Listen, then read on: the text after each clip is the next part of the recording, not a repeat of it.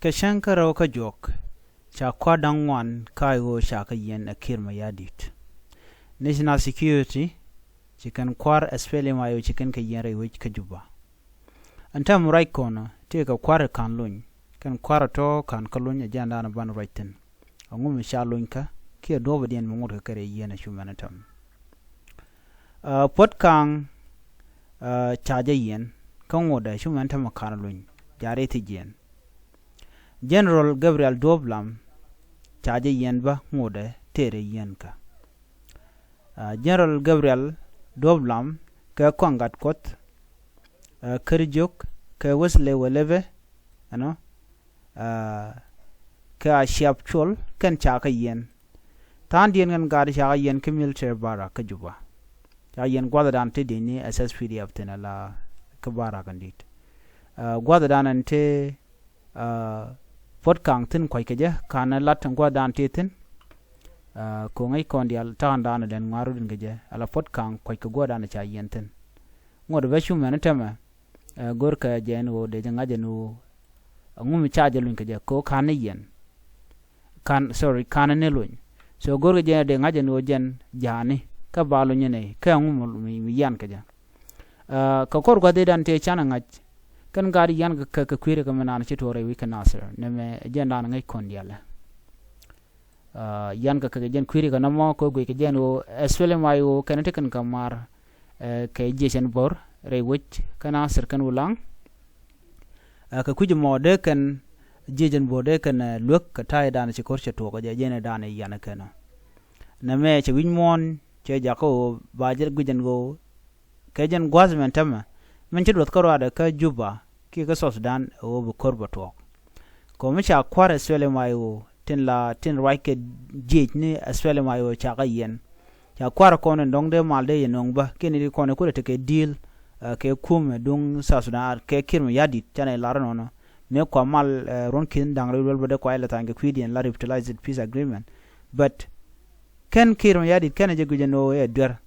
to yeneka ano again chakolo Michael Makuilo zano can as well my wish to tamper with the law can take a conflict with the law can tear can what ka kananga no do brand ne ku tear kan what ka je ka ko dana tore which ka Nasser again kum SSPDF take ko can it conte cha jogo no yen sure ne ti sure deploy la je SSPDF yen nang ni un 5 force dana cha lat kimen cha gor ne ti kon la jogo but you can link anyo kan as well my kan console jeni cha kulen no ka chang jan dang rid badak che dak rik ma char che kir che jogo no de korot le ka le wujik ne ka chang diok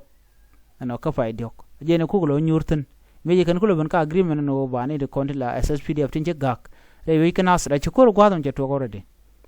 che kor che to ci ramdana general te che roda gak re torbel ko do ban lin kon je kon dial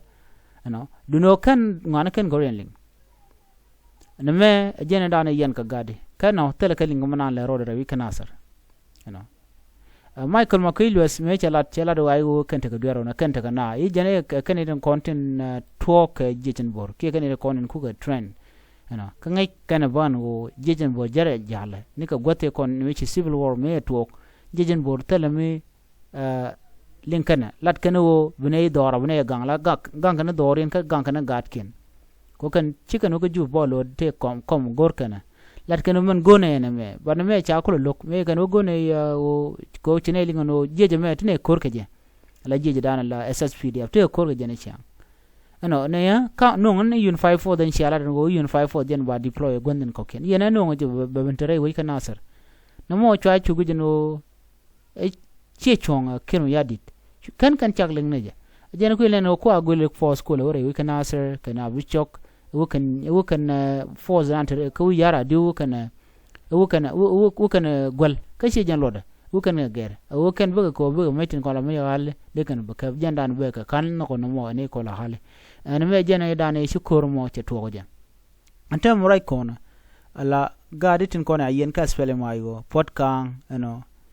kana ne ko keno kontin cha yen kan lun ko ka chang dan ba lun ke ne ri wan tam lar tiken no Puot Kang ba je lun ne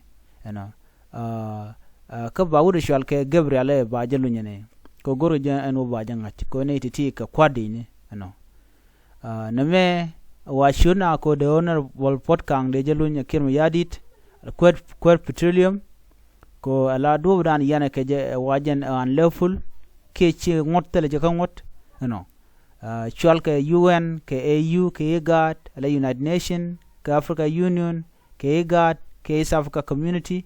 anon go de kan mutuogane mulat kamani kirma yadit ke SSPDF re wiki so dan de kan larmana na tuogono cha ŋot cha katol neme bo ko dom chorlo dong der won ko de ko der ten mi cha kan lo kan ne do kan ko man gwe ke long wada ringwa char were wich bang ka juba tel dech ala we ka kwimalka do budan de kulo yana ka nyok no mo jen china kulo gayone